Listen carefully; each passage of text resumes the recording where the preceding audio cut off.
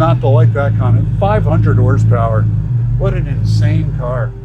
So you've heard me say it before, we are very fortunate at PCA that we are literally down the street from TPC Racing. Of course, you know Mike Levitas here, but the background might look a little bit different. Congratulations to you, Mike, and the team on the new world headquarters of TPC Racing. What a beautiful facility. Yes, welcome everybody to world headquarters, TPC Racing. This has been a dream that finally we made happen.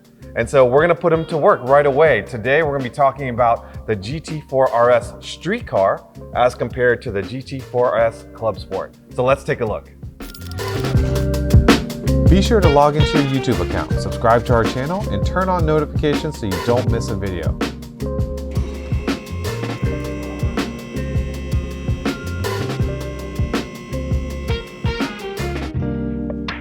All right, here we go. Taking a look at the bottom side of a GT4 RS street car. And I did take a quick peek at the Clubsport and I don't see many differences. Vu, you're not going to see a lot of differences. The skin deep on the business side of the GT4 RS street car, you'll notice that it's very similar. The aero is very similar to it, the flow. The downforce that it makes is very similar to the race car. Race car's got a couple of edges that give it a little grip in places, but we'll go into the aero portion of that car later. But remember really what you're seeing here as far as the aero. You know, all of this design right here, the air brake here. All of this is adjustable as well from the factory. You can adjust these slats to change your front grip. Oh. So this aero package is really quite a package. Now, you're a huge fan of the front suspension of the GT4 RS, and tell me why. The GT4 RS, this is without a doubt my favorite cars of all time. I've had the pleasure of not only have bought and owned the car, but just driving the car is a sensation. It's a driver's car, I mean through and through. Not that the GT3 isn't, but as far as a practical car for street, for road, I can only tell you that this car is more than accolades. This is one of the best cars ever made. This is unbelievable. I looked at the other suspension and we'll look a little bit closer. For comparisons that you usually think a street car, when it transforms into a race car, things get full metal, spherical bearings and bushings and stuff like that. But I see rubber boots here. So is this a softer version? No, Vu, the joints that you're seeing, these heim balls, are literally nothing more than having a dust cover for road use. So this is a full rod end race car. So really when it comes right down to it, the race car is the street car that's been massaged just a bit for the ride height that they're currently running. Because you got to remember, as you lower the ride height, your CG and your aero works better. But look at the attention to detail of the airflow. Look at how the air is managed around the car, how it's accelerated down the center. I mean, there's a lot of things going on here, but this suspension is magnificent. This is the fully adjustable arm that you will see on a 991 Gen 2 Cup. This is the full upright. So you mentioned there's a lot of adjustability options for an owner when they get to delivery of this car. What do you typically deal with it when the customers bring the street version in? You know, it's interesting. We do massage the cars, but it's ever so slight, because the smallest adjustments do huge things to this car. This is a very rigid tub. This tub that's on the 718 model is probably 30 to 40% more rigid than the 981. Really? On setup, it's got a lot of similarity, but it is different. And a lot of people think that they're very similar because they have similar uprights, they have similar suspension parts, they have similar shocks, right? But that's where it ends. But that's a huge statement because the 981 is not known as a flexi flyer. It's a solid car. It is, but this is even more so. When you've driven this car in anger, this is a car. When you've driven it on the street, you will know you've been in this car. Really? This is, I can't use any expletives here. Let's keep it G-rated. I'm going to keep this rated proper, but you know the way I think about this car. And this is the best car that I've ever had the chance to play with. This is my kind of car. You can have a lot of fun with this car. So the adjustability, what ends up happening, if you really look at the way the control arms are set up and the length of this front rod here. So this rod is really a control arm as well as the main control arm part. And this rod, the length of this rod determines in a way your caster angle. And that's the angle that the upright's sitting in. So you've got a certain amount of positive caster. So let's say the caster works optimally at 7.5 degrees. If you were to increase this shim by 6 millimeter, you're adding a slight amount of camber to it. But we don't do it for camber use. We do it because what happens is this arm starts going out further and we might get up to 8 degrees of caster, which we love in this car. Okay, so we like to put a little more caster. So yes, we do widen the front track, gain a little caster, and then we complement it in the back end of the car. But this is truly a driver's car. Well, let's go to the back, because I think honestly the midsection is not a whole lot to talk about, and it looks very similar to the race car. You know, outside of it being pretty much a flat bottom, yeah, you know, you have beautiful air management. Look at how it even accelerates out the back of the, you know, you got about 7 degrees out the back there, and the length is proper. Look at from the center line of the axle, right? You got your center line of the axle, and look how it's accelerated out. Right. The air management is really That's pretty aggressive how quickly. It's very aggressive. They've got NACA ducts in proper location for cooling. This is for gearbox and axle cooling. Okay, this one right here, it's for catalyst cooling. So how does, I guess, heat management, how does it flow in a car like this? The flow would be, you know, you're accelerating most of your mass out the center here. You're trying to. Okay. You know, you're trying to maintain as much speed under this car as possible, because that's going to try to bring, the faster the car is going to go and the lower you bring the car, the more downforce you'll have. And this is a really good downforce car. And is this piece similar to the race car? It's identical to the race identical. car. Yeah. You'll see when we get over there, but you'll see the similarities are uncanny. All right, and let's talk about rear suspension. So really, when it comes down to it, the rear suspension, as the front suspension, is a McPherson suspension. Now, one thing we didn't get into on the front suspension that I want to point out to you is this has a little more advanced damper than the 981, okay? It's a Sachs Motorsport damper, okay? Porsche in the past has used a Bilstein damper. The valve is a little faster, the reaction's better. You can't really retrofit these to the earlier 981 because of the programming of the control unit. Because that was going to be the next question probably for most people. It is, but that's where the DSC Sport controller comes in, because it allows you to change that programming, and there's other options for it. But the damper is very nice. It also has a nice guide in it that helps control the suspension, because if you have much guide play, then you have toe deflection. And toe deflection is a bit of an enemy to this car. So this suspension is really quite lovely. Look at even the air management underneath the control arm. But what you'll notice, first off from the race car, is it has a very similar upright, just like the front suspension. Again, the rubber dust boots, okay? Still rod end, still adjustable arms, okay? Again, we move these out. It lengthens the wheelbase slightly. So by shimming, we're not just looking for camber, because camber is only a small fraction of what's going on. When you lengthen this arm, you're increasing the wheelbase. So by putting in, let's say 5 millimeter here, you could pick up 2 millimeter of wheelbase, which is quite tremendous. As we go over to the race car, start looking at these gaps here. You're going to notice there's machining differences. The castings are the same, but the way they're machined is different. The same for the tow rod location. It'll be slightly altered, but yet the same casting. So again, think about the car and its relationship to the race car. This car is really well suited for the road use and track use. It's really quite amazing. So looking through here, you can't help notice there's a black caliper, but it's also ceramic, and it's not a yellow caliper, but it is ceramic. It is ceramic. And on the race car, it's not ceramic. It's not, and the ceramics are amazing. There's a couple of different types of ceramic. This one, you can either have it as a chopped material, or you can have it in layers. They layer it, and then they bag it, and then they basically autoclave it and bring it up. That's how some of them are made. Some like this are more chopped, where they're built as an assembly. The ceramics are amazing. Light, very little gyroscopic precession. So that's the reason for running ceramics and for running light wheels. And really get down to the wheels. These wheels are very light. They're very nice. They're stiff. And they're made by BBS. Yeah, Cool. they've got the contract on these. Yeah, there's a really high quality wheel. There's other good aftermarket wheels too.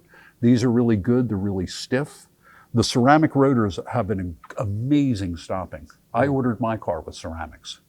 You know, you don't see them on all the cars. So with the Great 718 option. platform, you can't always see the engine transmission, but for the street car, a few words on the engine transmission combo here versus what's in the Club Sport. You know, what you're going to find out in the GT4 street car and the GT4 race car, the RS series car, they have identical power plants. Identical. Identical. So from serviceability, from parts, It's identical. identical. This I think that's the whole idea, right? With the Club Sport series is you have a car that can be serviced by a dealer or by a shop that's familiar with the street car.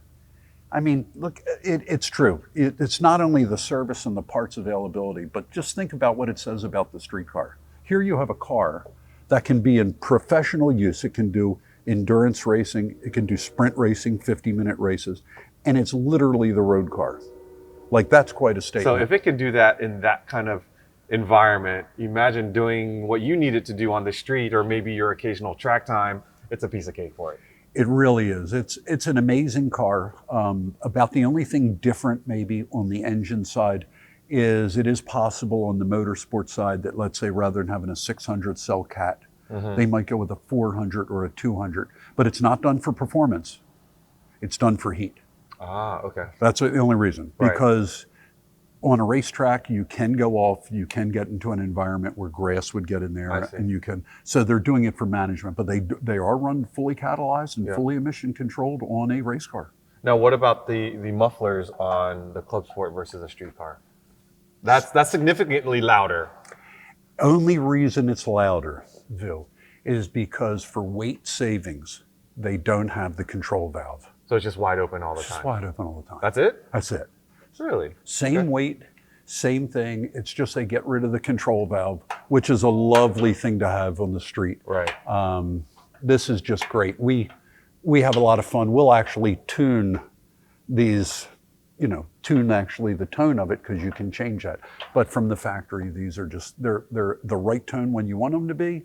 When you really demand load, they're wide open, the same as the race car, and they're magnificent. The PDK in this is really an improved version of the standard 718 model. So this one has like a little beefier clutch pack, a couple of more endurance products going on. I think the cooling is very similar, but the cooling in general is greater on this car to handle the demand of this engine. Because one thing we didn't really touch on was the performance of this engine. This thing is brilliant. This is something close to 500. I think these are like 490, 485 horsepower, which is... That's tremendous for a street car, a naturally aspirated car. The beauty of this car is the power band and the performance. It's so matched to the chassis. This is one, I can't tell you, this is one of the coolest cars I've ever had the pleasure of driving. So later on, we'll take a look at the intake plenum for this motor, and you've got a couple of comments about that, but that contributes to how magnificent this motor is. When you're buying a GT4 RS, and if you're lucky enough to own one of these, regardless if you paid over the MSRP, what is that, ADA? ADM. ADM. Yeah. Yeah, and I don't care if you pay 50 over, 100 over, this car is the car to, if you did hold on to it, this is a great car. Enjoy it. It's in a whole nother place. The balance of the car, whether it's engine, trans, chassis, the balance in the car, it's so temperamental to ride height changes because the chassis is so good. This is basically a little race car. I mean, I can't speak enough about it. All right, well, let's go take a look at the race Let's car. take a look.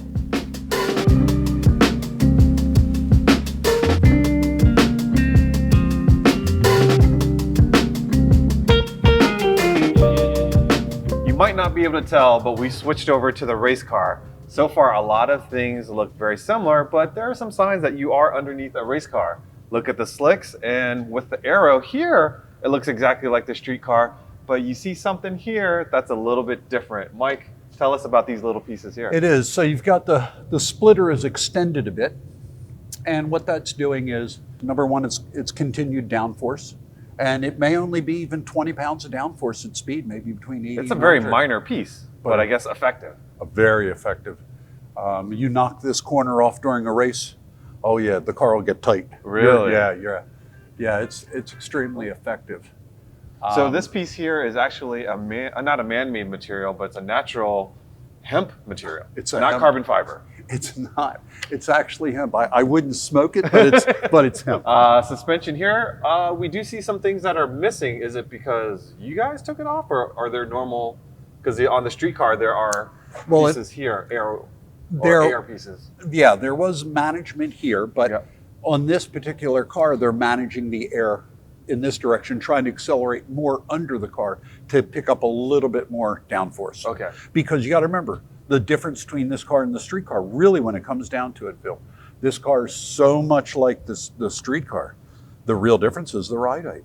Okay. The ride height. So you're trying to work more with downforce. Oh, I see. So the air management pieces that are on the street car, did the race car have it and you removed it, or did it not come with the air management? It doesn't come with it because you want to keep as much air under the car I see. moving as you can. Okay. And back to the suspension here, it looks very similar to what we saw over there. As you mentioned, this doesn't have the dust boot, but inside, this is what would have been under the dust boot on the street car. Yeah. That really is what's in the road car. So it would normally have a little bit of a lip here for a groove, and the little rubber booty would just stick on there, only for protection against the element. So I noticed a little bit of purple and yellow, which can only mean KW suspension. That is different from the street car. That is. So on the road car, it is working with a digital damper. It's an electronic damper. And that is a fabulous part about the road car. It's really not a compromised car. That car has the ability to be a sports car and a road car, where this car is a dedicated race car. Okay. You know, we're only worrying about tuning it for a particular track. Got it. And so we have springs and dampers that will be, good observation, that will be completely different. So this shock combination is not an active system like the other one? No, it's not, because that's not allowed in pro racing. Gotcha. So that will not be allowed. But this is a two-way damper.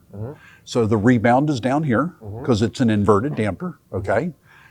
So it can carry a lot of load, because you got to remember, you can pull probably 1.8, 1.9 Gs. Wow. Maybe even 2, man. It's pretty serious. I mean, it's a real upright. But look at this also.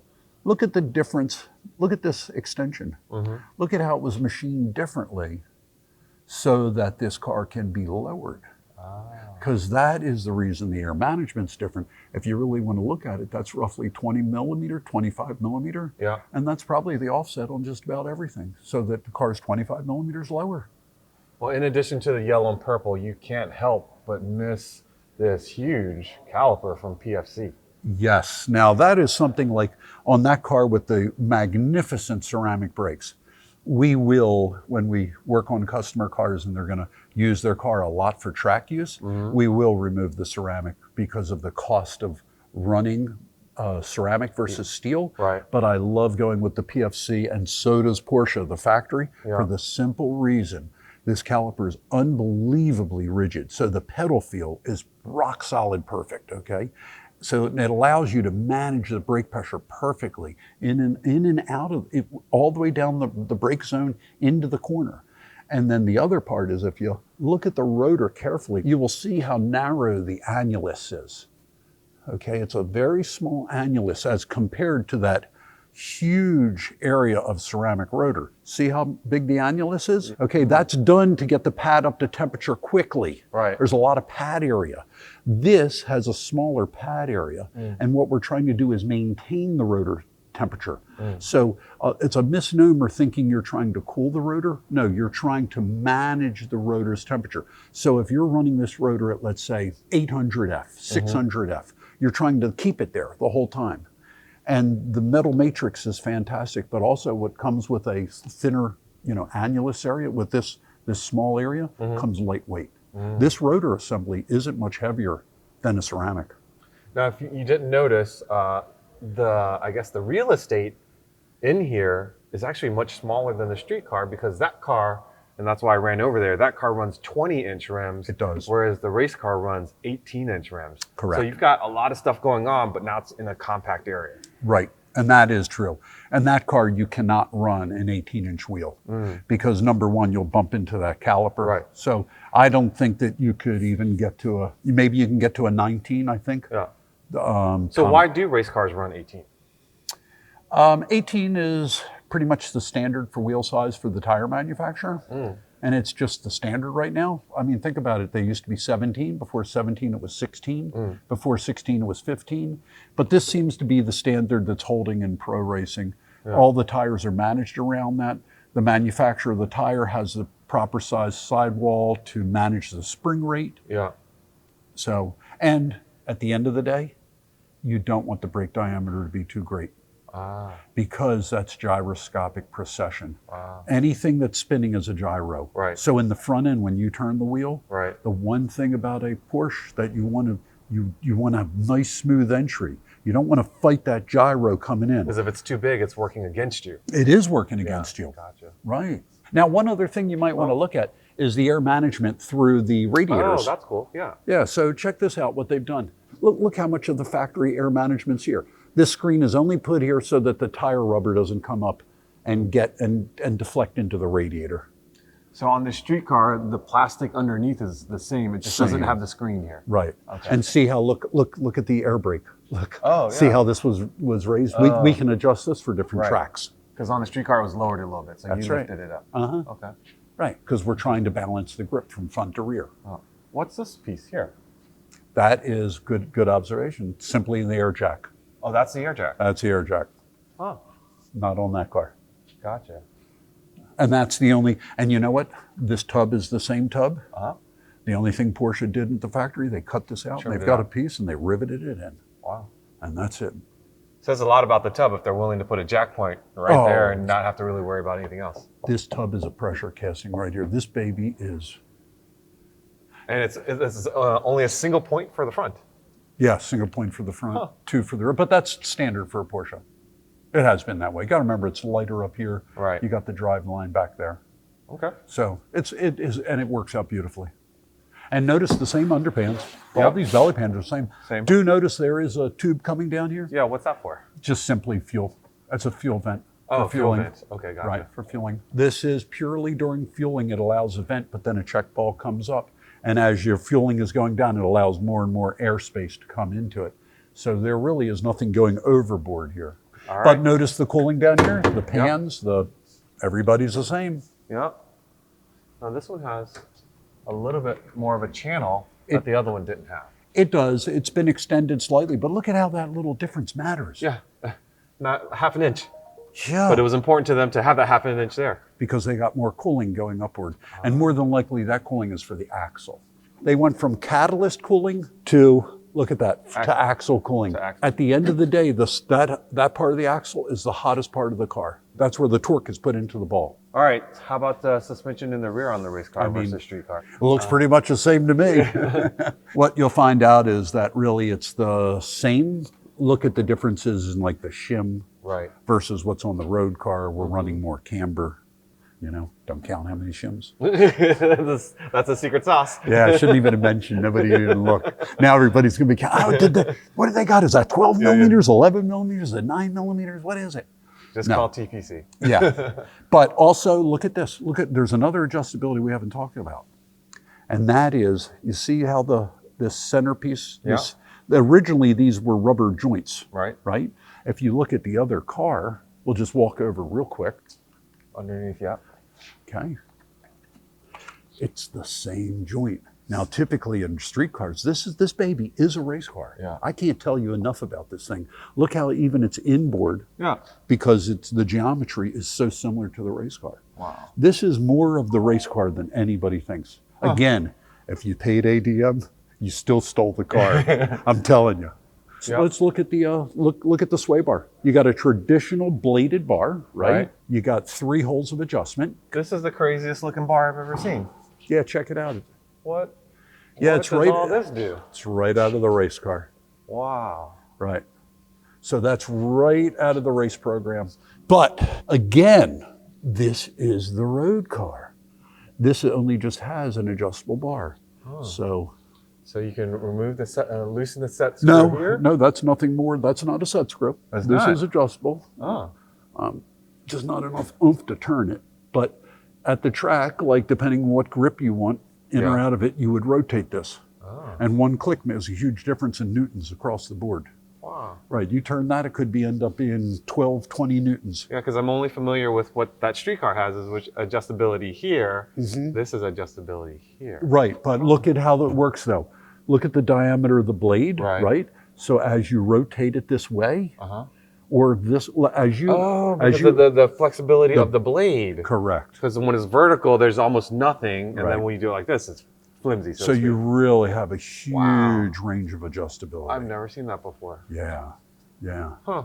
Another thing is going to be the tow rod. Yeah. The tow rod is more adjustable on the race car than it is the road car. The road car, you'll use an eccentric to adjust it. That's one of the things we do at TPC. We'll change these bars because you only get so much camber adjustability there. We'll change this out to an adjustable bar so that we can keep the eccentric in the proper location, because the location of the eccentric of the tow rod sets the bump steer. What is bump steer? It's the movement up and down from basically the baseline, which is the car at ride height. Right. So if it's going up and down, let's say 10 millimeter, the amount of toe deflection is based upon the length of the total length of the rod. Right. So it's critical that this is in the proper location. And minimizing bump steer makes your car much more stable on different road surfaces, right? And what about different tracks? Hey, yeah, exactly. Hey, if we're at a track where we want, like, let's say we're at Sebring with a washboard. Yeah, well, you know what? People would think that you want a car that's going to turn. No, you want a car that's stable. To go fast at Sebring, you want to drill down into 17A. You want to come all the way down to the bumps, and in that you want to stay flat all the way into the wall and down in there, and you want that car to be rock solid. But a car that's going to be, let's say, at a course like Mid-Ohio would be totally different. You're going to want a different length bar with a different bump, because you're always turning. You're pointing the car down, rotating it, getting your hands open and going. So this allows you to have that flexibility in your setup. This is where the engineering of these cars really, this is the difference. Again, I asked earlier because I thought the exhaust was different, but now I'm looking at a can that is pretty much the same. It is the same. So it's the same muffler, same exhaust. All they did was put a piece of straight tubing in where the valve would have gone. Bingo. You got a race car muffler. Yeah. So don't think your GT4 RS street car doesn't have the race car muffler. It does. It does. It does. It's just valved. Right. Which makes it actually even cooler. So we were talking about how you really love the PDK transmission and the engine combo in these club sports. Again, the PDK in this is exactly the same, or is it a little bit different? No, it's exactly the same. Yep. Wow. It's exactly and the same. How about software? Software, you can have the same box, but different software? I hate to make a statement that wouldn't be necessarily, couldn't back it up with some fact. Right. But the fact is, it's probably the identical road car software. I would guess the same, because the whole idea of the Club Sport series is to have a car that has sort of the street car powertrain, drivetrain, and then they fix the other stuff to make it a race car, right? Yeah, but here's a car that they didn't fix anything. The only thing, the only thing they did, at the end of the day, they lowered this car 25 millimeter. Yeah. They did what they had to make the chassis work lovely, right? Right. And there you go, the car. Well, I think it's time for us to lower both cars and share with people the differences from what it looks like up top.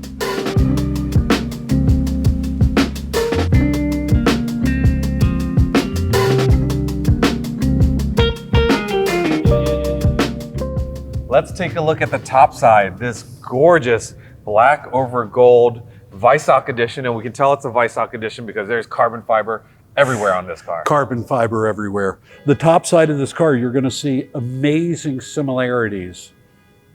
Oops. Is that your car? I don't think. It was your car? It was my car. You're going to see amazing similarities to the factory race car. I mean, just the cues you get from just starting in the front end, and as you roll into it, you're going to just see the attention to detail on directing the air. You've got a certain amount directed to the cooling for the engine. So you got engine cooling for radiator both in the center and in the side pods, what you'll see is that you direct air in through the radiators. It also works as cooling for the brake system, but then you have bypass air, okay, that's accelerated. So it actually accelerates the air faster outside of this wheel well than what's going on the inside. So you get a low pressure out here. So what happens is the high pressure coming through the radiator is sucked out and not pumped. With the tire comes a pump. But if anything is left in the fender well to pump out, it comes out the top. What does that give you? Tremendous downforce in the front end. And that's where it's kind of hidden with the black vehicle, but this cutout here is essential for the air management. It is. It's all about air management. This is a real impressive car. So with the Weissach package, we continue on and see more carbon fiber. The door, aluminum. Follow the air guide. Right. So you've got air that's pulling back around. They're getting laminar flow to the door that's accelerated into the cooling vents for the engine. And I don't know if you can tell with the camera, but it seems as this particular section of the door is like sucked in a little bit. Totally. So that you get real efficiency of this duct. This is a real piece of aerodynamic. Even the turn up on the rocker, it makes sure that this area is undisturbed, so the air is kept, managing on the sides of the car. I did notice that this part of the duct here on the race car, it doesn't have this outer shell. It only has sort of the inside here. Is there, for the street, is this looks, or is it just channeling, forcing more air in? It's actually creating a bit of a ram effect. So it does create a high pressure here. So technically at speed, it could provide like a bit of a supercharging effect to the engine and actually make more power as the car goes faster. This does feed the airbox. This, again, like you were pointing out, this is a Weissach car. So it's got the really nice airbox cover. If you look through this window, you'll notice that it doesn't have rear defroster because this is a special, actually, piece of glass. It is. This is like what debuted on the GT2, that really lightweight, thin glass. It's kind of flexible when you push on it. Yeah, it is glass, but it's like a thin glass. Yeah, it's a very thin glass. But it certainly frames out the gorgeous carbon fiber airbox. Yeah, it's amazing. This is a real piece. It's complete function with everything going with it. Everything is function. It's a pure function car. Speaking of function, the swan neck, the spoiler. Neck. This one actually is quite different from the race car. It seems to be a bit higher, different design. It is. So the swan neck on this isn't controlled by FIA as far as the height of the wing. So they had to manage the rule book on the race car, or they would have had even this style coming in. They would have brought it up here because you're getting a lot of laminar flow against this window, the way the air is managed over the cars. You'll actually pull it down here. And the reason the swan neck works is because you're trying to accelerate the mass underneath the wing. Yeah. Because this is an airfoil to an airplane upside down. It's providing downforce, and this is extremely effective. Very much adjustable, but it's manual, not electronic servos. Correct. Like on the GT3s. Yeah, right. This is a manual. But for the most part, these have so much downforce that a lot of tracks that you go to, you will literally not use that downforce because it'll cost mile an hour. So you may not want all of it. The GT3 is case in point. They can take the aero down out of the straightaway. You hit the brakes, boom. Exactly. You get all that grip into the back end, and you know that GT4 RS, when you're at that speed, when that wing is down, they've even got the ABS dialing more back into the rear tire than the front for that perfect entry. Wow. It's another car with a... So with that glass, I believe, the rear here, third brake light on the Clubsport Racing, you don't need a third brake light. You don't need the third brake light, but do notice that they do put this duck tail in here. See? The Well, it's ducktail? more aggressive than the other car. It's this is just a little different. It's because of the wing style that's on that and the sanctioning body. This one doesn't have rules that it has to apply to, but this is here because this carries, what it's doing is this is accelerating the mass air up this way and helps pull it's pulling the air laminar flow rather than detaching, let's say 2/3 of the way back. It'll not detach until later. It effectively makes the wing wider by having that. If you were to take this off, you'd lose the effectiveness of this wing. I see. As always with Porsche, everything is a system, not an individual piece that contributes. The reason you buy the Porsche car is because you've got this harmony between chassis, human, torque curve. The whole thing is in harmony. It's an amazing. This is that car. I can't tell you how impressed I am with the car. Well, let's move over to the Clubsport. We'll start at the front. Yep.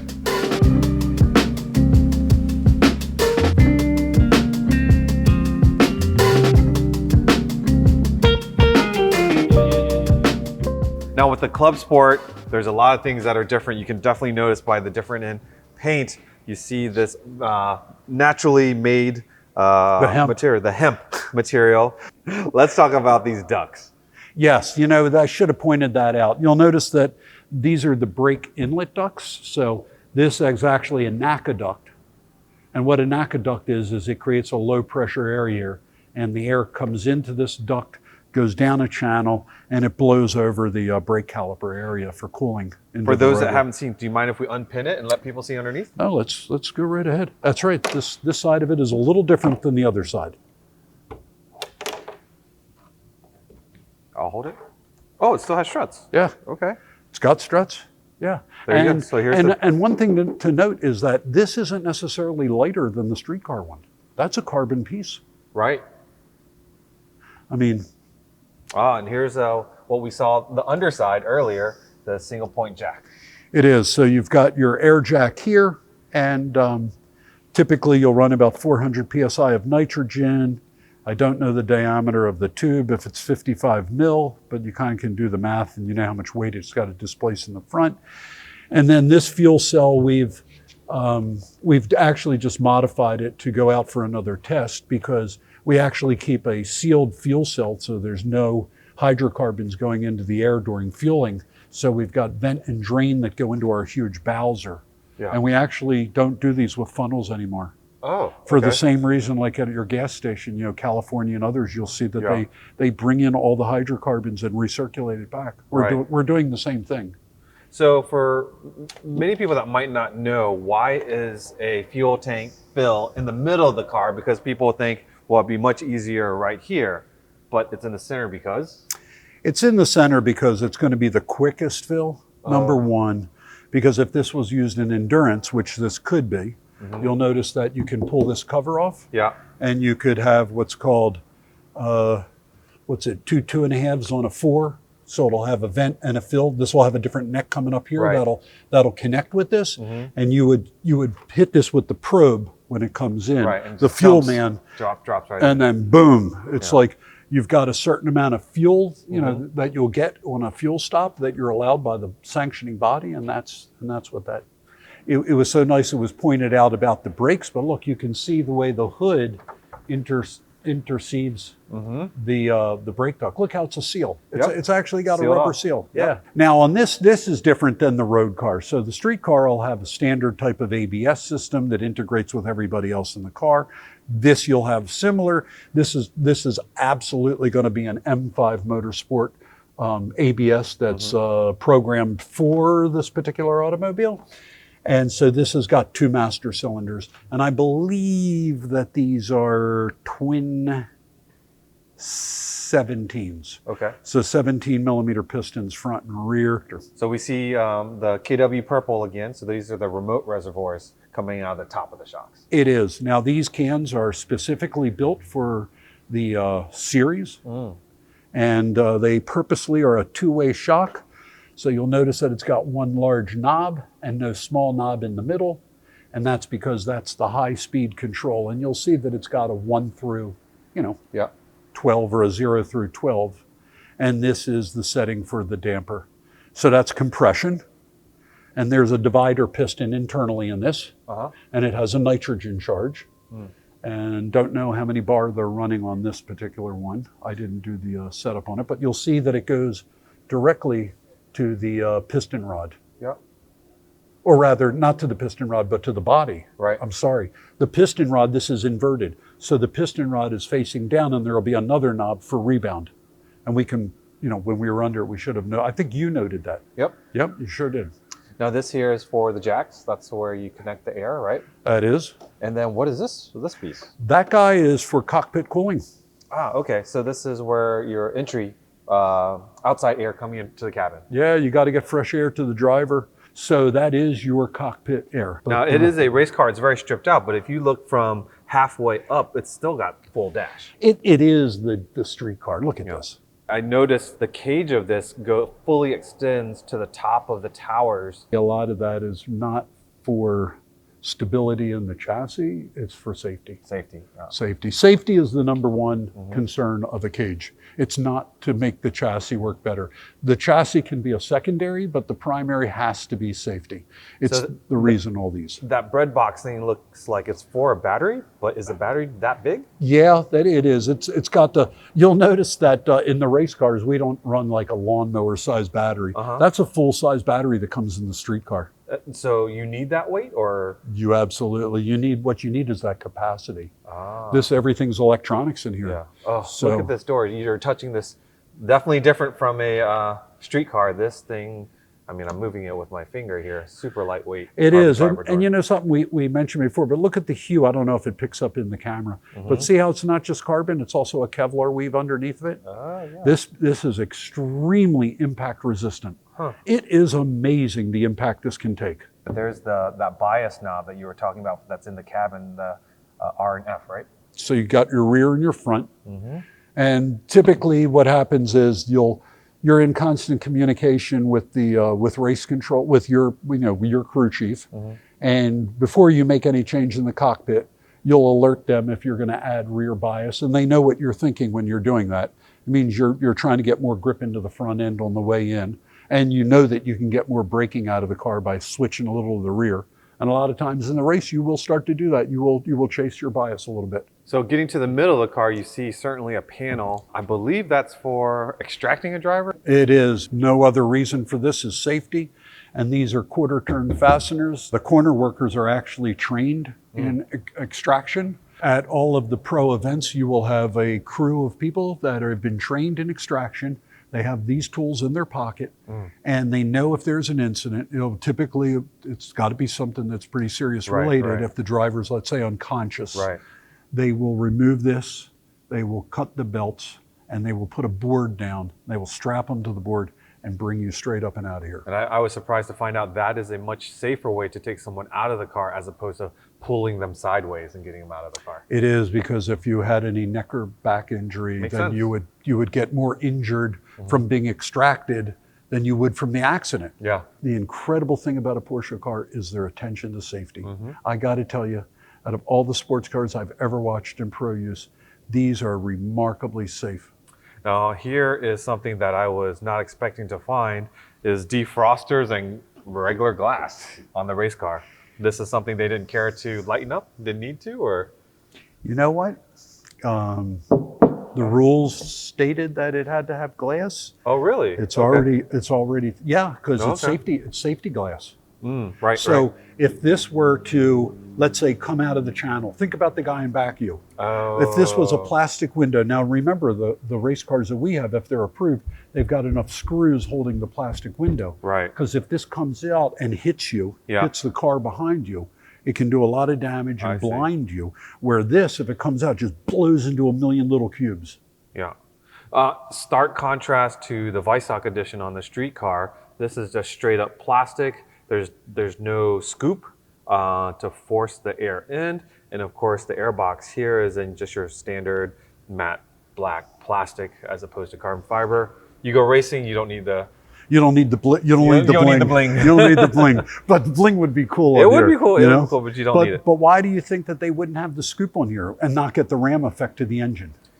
Are they chasing down aero more than they are the ram air? I think that's really most of it is the aero. Yeah. They're more worried about the disturbance in that corner of the car. Yeah. If you notice the other wing, it's a little higher up. Right.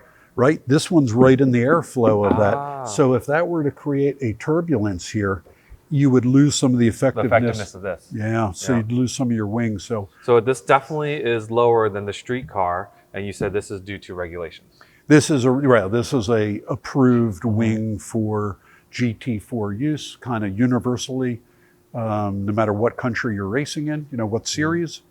And then you'll also notice that unlike the street car, this has quite a gurney on it. Yeah. This is a really tall gurney. Yeah. I don't know if you got a glimpse of the height of this It's what, thing. almost 3/4 of an inch at least. It's got to be. Yeah. I mean, typically, if you have like 2 millimeters, 3 millimeters, Yeah, that's a lot normally. oh my God, Yeah.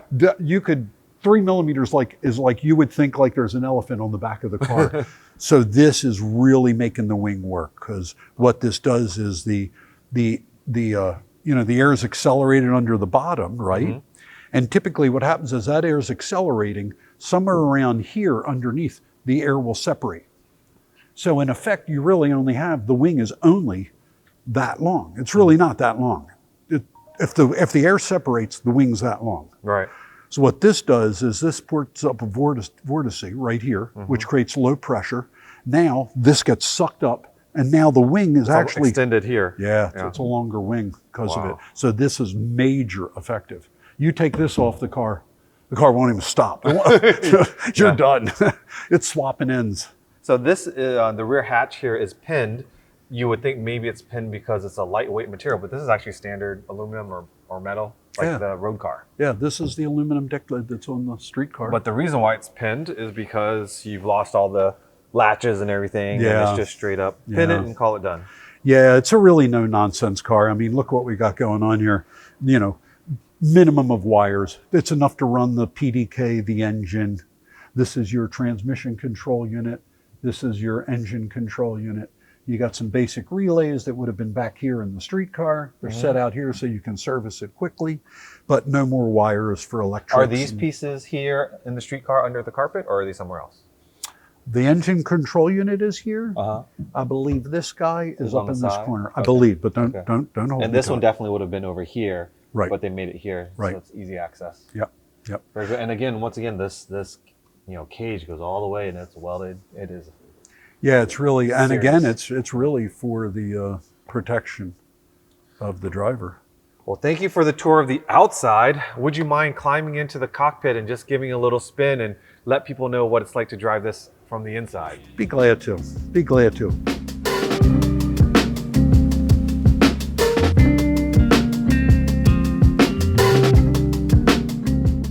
Here we are, live inside of the cockpit of a GT4 RS.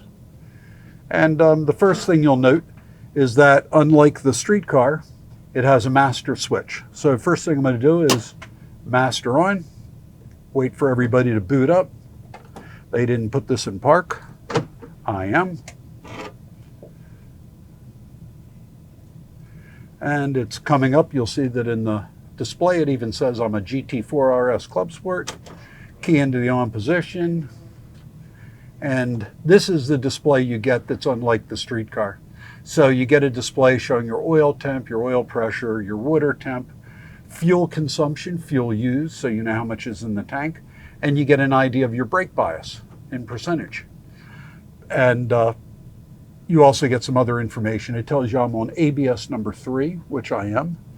And if you were to go down to 2, that would be more aggressive for dry. 3 is a real happy place to be. It's got something to do with the way that the front and rear act to each other.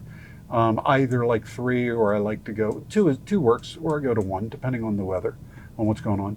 If you get more aggressive down to 6 or 7 or 8 down here, you are in the rain position, I believe is anything from 7 and 8 in that area.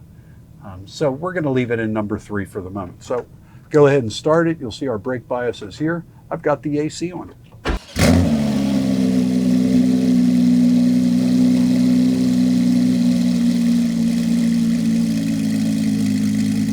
Now you will notice interior noise. It'll have a bit more than a road car. The engine mounts are solid, tranny mount solid. And there's no real temp in the engine. It's at 19C and the water's at 17C, so that's really cold.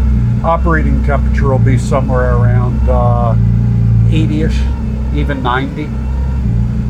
We'll be operating on the oil. And now we're just exiting the TPC race shop and going out into the back lot.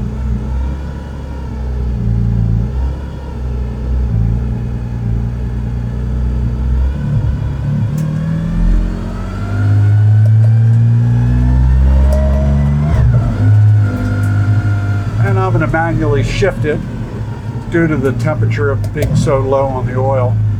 This was just fired up. I wanted to have a little fun in it out here, but when it's this cold, it's not smart to do. And you'll notice the steering wheel.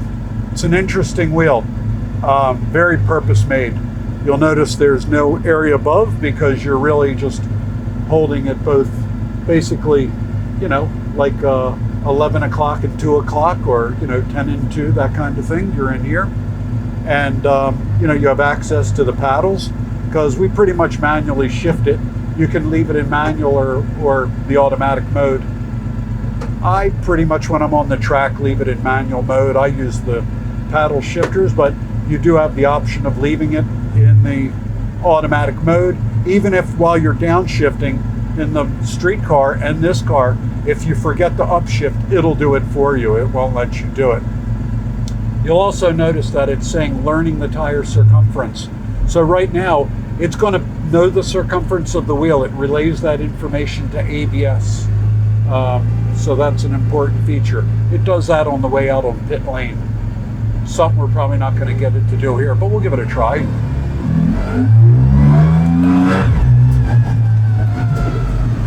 And now we're just coming up to the showroom of TPC, and we'll make a little loop here.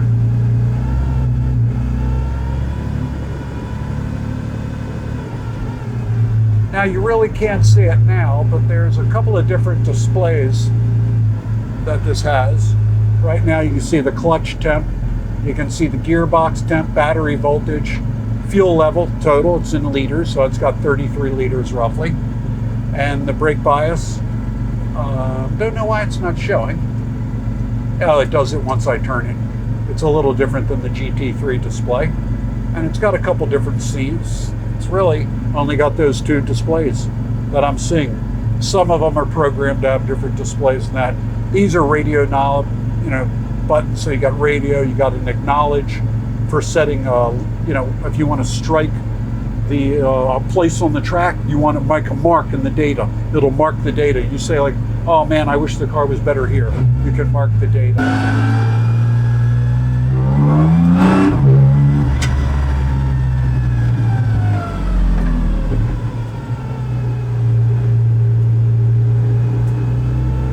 And we're getting a little more temperature going. You've also got a tack down here.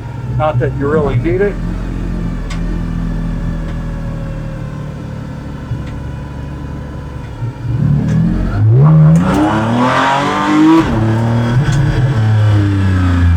Got a lot of grip, a lot of fun this car.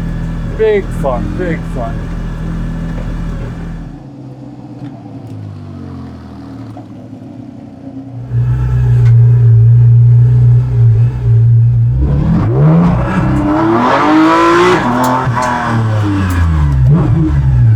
Who's not to like that kind of 500 horsepower? What an insane car.